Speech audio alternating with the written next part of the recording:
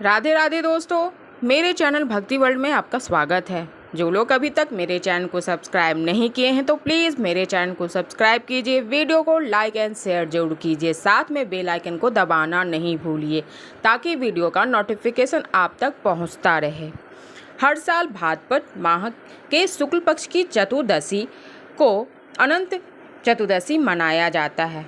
इस साल अनंत चतुर्दशी 28 सितंबर 2023 को मनाया जाएगा।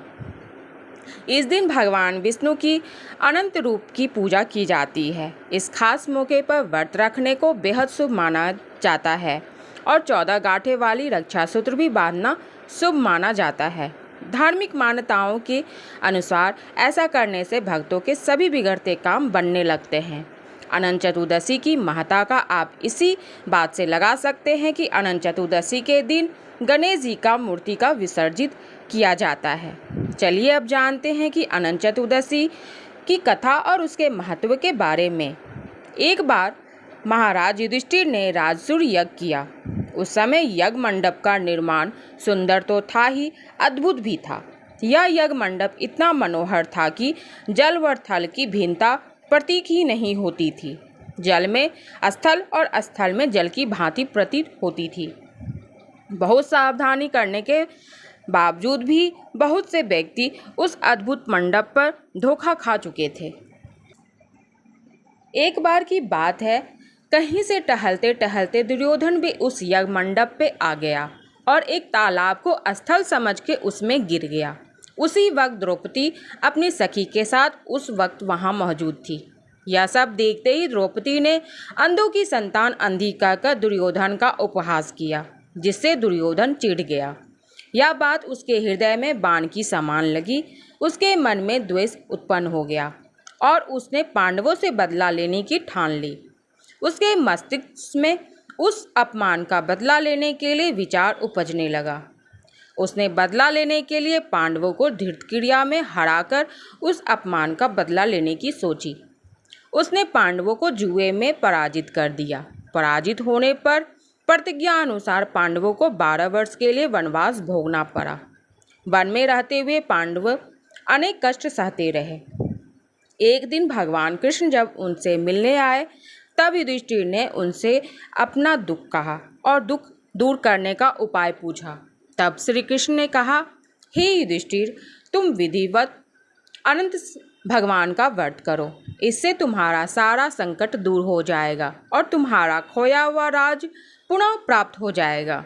इस संदर्भ में श्री कृष्ण ने उन्हें एक कथा सुनाई। कथा के अनुसार प्राचीन काल में सुमंत नाम का एक तपस्वी ब्राह्मण था।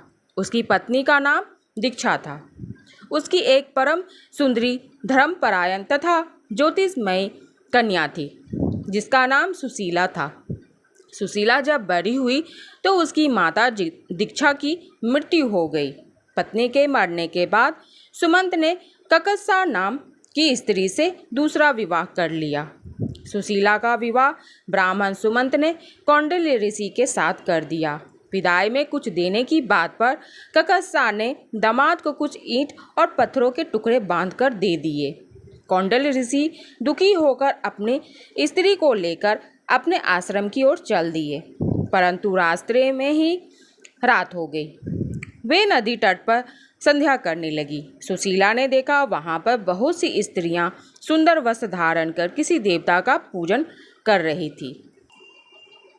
सुशीला के पूछने पर स्त्रियों ने उन्हें विधि पूर्वक अनंत व्रत का महत्ता बताई। सुशीला ने वहीं उस व्रत का अनुष्ठान किया और 14 गांठों वाला डोरा हाथ में बांधकर ऋषि कौंडिल्य के पास आ गई। कौंडिल्य ने सुशीला से डोरे के बारे में पूछा तो उन्होंने सारी बात बता दी। उन्होंने डोरे को तोड़कर अग्नि में डाल दिया, जिससे भगवान अनंत जी का अपमान हुआ। परिणाम स्वरूप ऋषि कौंडिल्य ऋषि दुखी रहने लगे। उनकी सारी संपत्ति नष्ट हो गई। इस दरिद्रता का उन्होंने अपनी पत्नी से कारण पूछा तो सुशीला ने अंत भगवान का डोरा जलाने की बात कही। पश्चाताप करते हुए ऋषि कौंडिल्य अनंत डोरे की प्राप्ति के लिए वन में चले गए। वन में कई दिनों तक भटकते भटकते निराश होकर एक दिन भूमि पर आ गिरे। तब अनंत भगवान प्रकट होकर बोले, हे कौंडिल्य, तुमने मेरा तिरस्कार किया था, उसी से तुम्हें इतना कष्ट भोगना पड़ा। तुम दुखी हुए, अब तुम्हें पश्चाताप किया है तो मैं तुमसे प्रसन्न हूँ। अब तुम घर जाकर विधि पूर्वक अनंत व्रत करो। 14 वर्ष पर्यंत व्रत करने से तुम्हारा दुख दूर हो जाएगा, तुम धन धान्य से संपन्न हो जाओगे।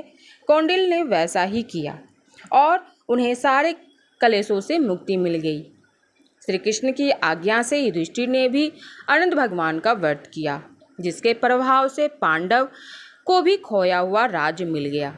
वे लोग चिरकाल तक राजसुख भोगते रहे। यह थी अनंत चतुर्दशी की कथा, उसके महत्व के बारे में। यह वीडियो आप लोग को कैसा लगा हमें कमेंट करके ज़रूर बताइएगा। प्लीज़ मेरे चैनल को सब्सक्राइब कीजिए, वीडियो को लाइक एंड शेयर ज़रूर कीजिए, साथ में बेल आइकन को दबाना नहीं भूलिए। धन्यवाद।